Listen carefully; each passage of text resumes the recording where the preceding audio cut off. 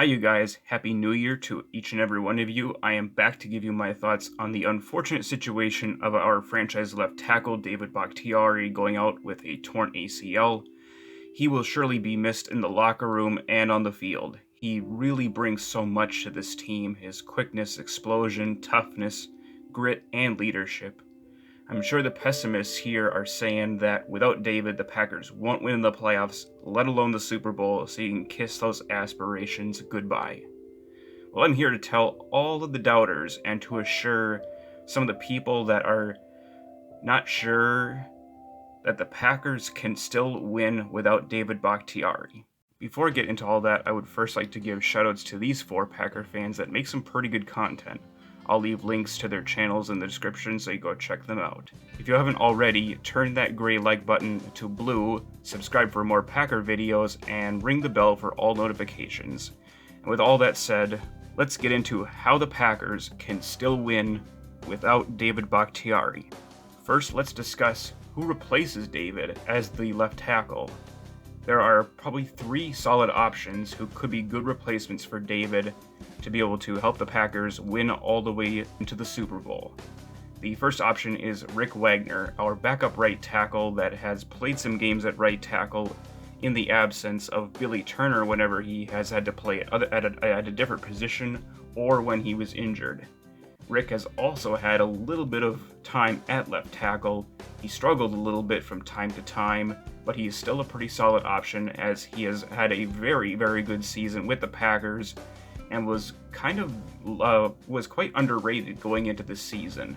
A lot of people doubted Rick because he had some down years before coming to Green Bay, but it looks as if that Rick is a huge piece to the success of the Green Bay Packers on the offensive line in the pass protection and run blocking.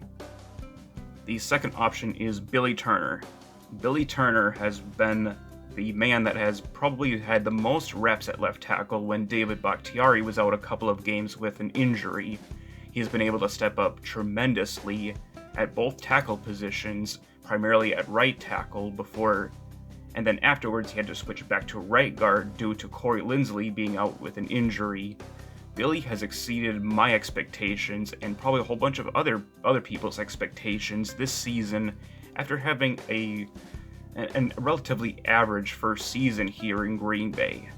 Billy right now is probably taking the first team reps at left tackle, so he is the most likely the option out of the three options. The number 3 option is Elton Jenkins, our versatile interior offensive lineman. He has played the majority of his time at left guard, has been able to switch positions, and have made the transition look very easy. Elton has been able to play at left guard and center both equally well. He has been used there for the most part of the season. He has even been able to play quite a little bit at right tackle, and I think he's even taken some reps at left tackle.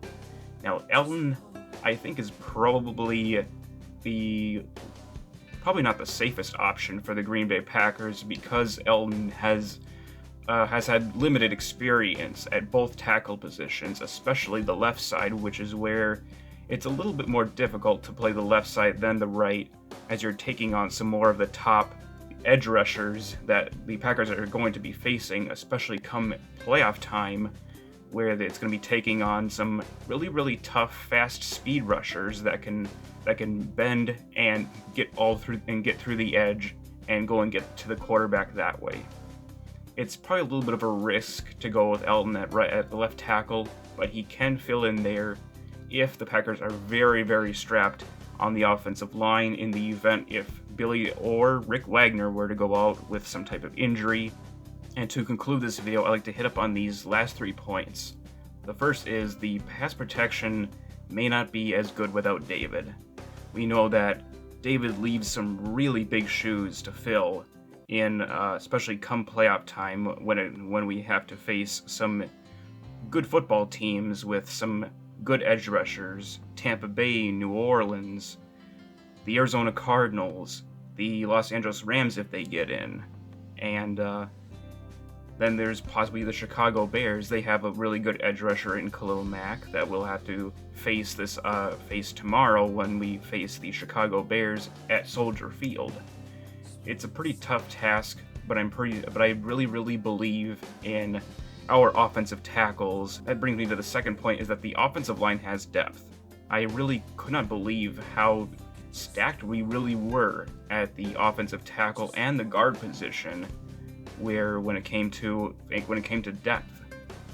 Billy Turner, Rick Wagner, those guys those guys have played so well, and they have exceeded my expectations.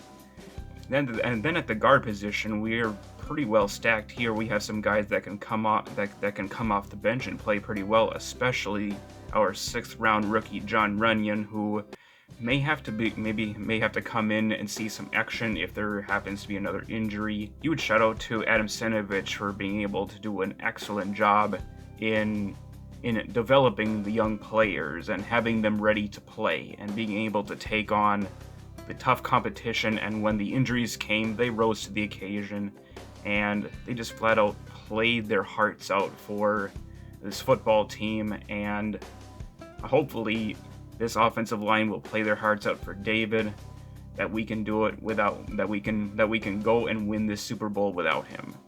I know that this team has played all year with resiliency, and I can see this team ride resiliency and probably some doubt into the playoffs and possibly all the way to the Super Bowl.